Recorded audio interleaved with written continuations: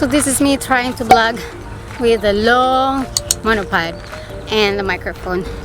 Dito ako ngayon sa parang scenic view or scenic something dito sa Tongchong, malapit sa airport, and we're gonna try the audio,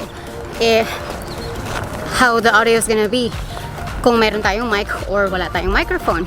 So now I'm really trying to focus, looking on the lens. Oops, sorry, not on the screen, yung side screen, pero hawak ko pa rin yung strap like this kasi I'm still scared kung gaano ba ka-stable or gaano ba ka-reliable itong aking monopod. So as you can see, ay, iniwan na ako nung kasama ko. Iniwan ako nung asawa ko. Nauna na siya dun sa kanina. Nauna na siya dun sa taas kasi sabi ko I will try to walk on my own pace kasi the last time we came up here I nearly died. I'm not kidding. I'm not that sporty or oops, ano bang tawag dito? Hindi ako ganun ka-active.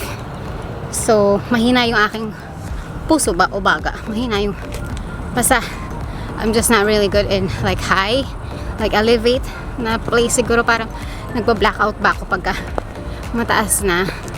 But walking, I could walk the whole day, sure. But like just hiking, I cannot. So,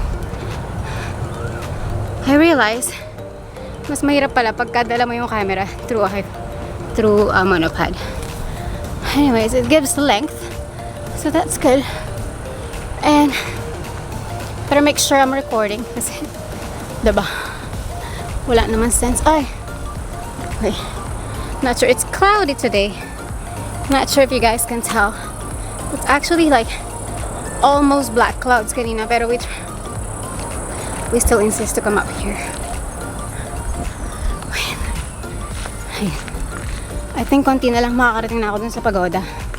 And babalikan ko na lang kayo ulit maya hihinga muna ako.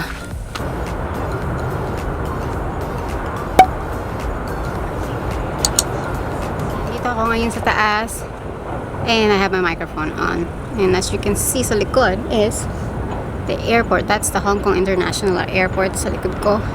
Not sure if you guys can see. And I am now using my monopod. So hawak ko siya, hindi ko siya pwedeng bitawan, so I can't really like do hand movement or anything kasi hawak ko siya. Pero ito try natin yung sound on. So this is the footage with the microphone on. Mic on. So ito yung merong microphone, and then we'll take it out. And now the audio is from the camera itself. So I don't know, you guys tell me kung meron ba siyang difference. Medyo windy ngayon, hindi ganun ka-exage ang wind, so pero windy pa rin, and then meron din construction sa likod, and then mamaya may airplane na maririnig. Takeoff is on that side, so maglaland sila this side. Well, common sense naman, di ba guys?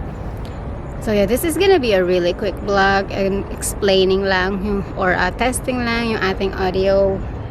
Don't mind my look. Medyo pawis tayo ngayon dahil mainit. Sobrang init kanina when I checked the weather, or nung chinek na yung asawa ko yung weather kanina umaga, it was 28 degrees. So hindi naman ganun kainit, pero mainit na yun guys. Dahil dito sa Hong Kong, may-humid ba? So mainit, malagkit, hindi kaaya-aya ang pakiramdam. So ngayon, we're gonna put back the microphone and test.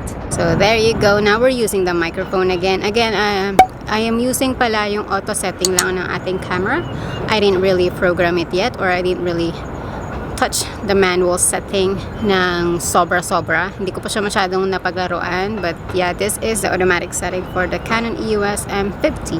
And hope you guys could tell me down below in the comment section if there's a difference with the microphone on or off.